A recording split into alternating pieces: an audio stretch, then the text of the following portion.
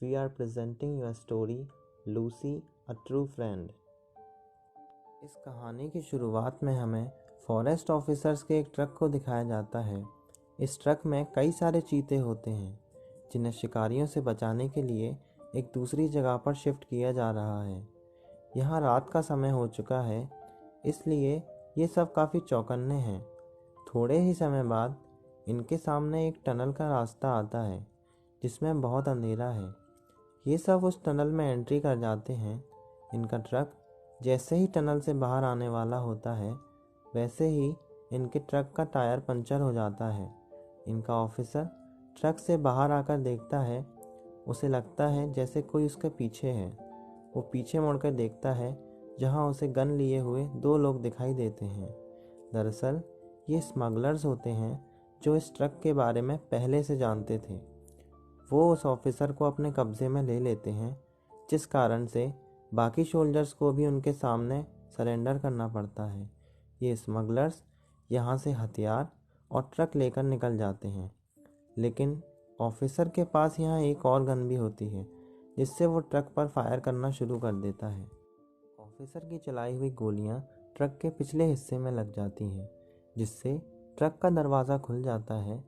Truck को गोलियों से बचाने के लिए स्मगलर्स काफ़ी तेज़ी से जाने लगते हैं और तभी उनके ट्रक का बैलेंस बिगड़ जाता है, जिस कारण इनके ट्रक का पिछला हिस्सा एक पेड़ से टकरा जाता है और इसी टकराव की वजह से एक चीता अपनी चेन से आज़ाद हो जाता है और वो ट्रक से बाहर आ जाता है। अगले दिन हम न्यूज़ में देखते हैं, जहां उन स्मगलर्स के बारे में बताया जा रहा था।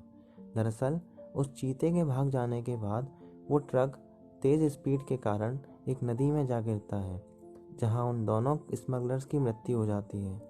ये न्यूज़ एक स्कूल में चल रही होती है, जिसे जॉन नाम का लड़का देख रहा है। दरअसल जॉन को जानवरों से बहुत प्यार है, लेकिन अपने घर की खराब आर्थिक स्थिति की वजह से वो कोई पेट नहीं रख पाया। जॉन अपनी क्लास में वापस आ जाता है, लेकिन यहाँ उसे अपना बैग नहीं मिलता। दरअसल उसका बैग मार्टिन ने कहीं छुपा दिया होता है। मार्टिन बाकी बच्चों के साथ भी ऐसा ही व्यवहार करता है, क्योंकि उसके डैड इस स्कूल के ट्रस्टी हैं, जिस कारण टीचर्स भी उसे कुछ नहीं बोलते। स्कूल ख़त्म हो जाने के बाद भी जॉन अपने बैग को ढूंढता रहा। यहाँ उसके साथ जेनिफर भी होती है, जो जॉन की काफ़ी अच्छी दोस्त है। काफ़ी देर बाद जॉन को अपना बैग मिल जाता है। अब जॉन अपने घर पहुँचता है। वो अपनी माँ को सुबह वाली न्यूज़ के बारे में बताता है, लेकिन वो उसकी बात को नज़रअंदाज कर देती हैं। जॉन अपने रूम में आ जाता है। स्कूल में हुई थकावट के कारण वो अपने बिस्तर पर लेट जाता है। तभी उसे कुछ आवाज़ आने लगती है। ये आवाज़ उसी के बेड के नीचे से आ रही होती है। वो जैसे ही अपने बेड के नीचे देखता है, एक चीता उसे नज़र आता है। दरअसल ये वही चीता होता है जो उस रात ट्रक से भागा था। खुद को बचाने के लिए वो जॉन के रूम में आकर छुप गया था। जॉन अब काफ़ी डर जाता है और वो अपने बेड पर ही एक कॉर्नर में बैठ जाता है। चीता भी अब तक बेड से बाहर आ जाता है। अब जॉन डर के मारे अपनी आंखें बंद कर लेता है। चीता भी अब उसके बेड पर जाकर बैठ जाता है। जॉन अपनी एक आंख खोलकर देखता है, जहां वो चीता उसके बिल्कुल सामने होता है। जॉन डरते हुए उस पर अपना एक हाथ फेरता है और वो चीता जॉन की गोद में जाकर बैठ जाता है। दरअसल ये चीता भी छोटा होता है, जिस कारण वो जंगल में जाने की जगह रिहायशी इलाके में आ जाता है। जॉन अपने रूम के खिड़की दरवाजे बंद कर देता है। वो अपने दोस्त के लिए खाने का सामान भी लाता है। सुबह के वक्त जॉन स्कूल के लिए तैयार हो जाता है। वो उस चीते को एक बॉक्स में बंद कर देता है। स्कूल में पहुंचकर वो अपनी दोस्त जेनिफर को उस चीते के बारे में बताता है। आज जॉन का मन स्कूल में बिल्कुल भी नहीं लग रहा होता। स्कूल ख़त्म हो जाने के बाद जॉन जल्दी से अपने घर पहुंचता है। उसके साथ जेनिफर भी आई होती है।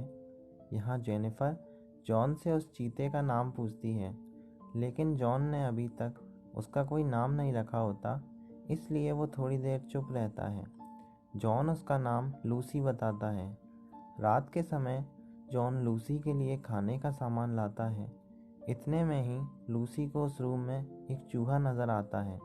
लूसी उस चूहे के पीछे पड़ जाता है और पूरे घर में उसे ढूंढना शुरू कर देता है। अब तक जॉन के मॉम डैड को भी लूसी के बारे में पता चल चुका है। उसकी मॉम फॉरेस्ट ऑफिसर्स को कॉल करने ही वाली होती हैं कि जॉन उन्हें रोक लेता है। जॉन के मॉम डैड को ये सब काफ़ी अजीब लग रहा था, लेकिन फिर भी वो जॉन की वजह से कुछ नहीं बोलते। अगले दिन जॉन की नींद थोड़ा देर में खुलती है। वो जल्दी से अपने रूम से बाहर आकर देखता है जहाँ लूसी उसकी मॉम के साथ खेल रहा होता है। जॉन ये सब देखकर काफ़ी खुश होता है। अब जॉन अपने स्कूल के लिए निकल जाता है।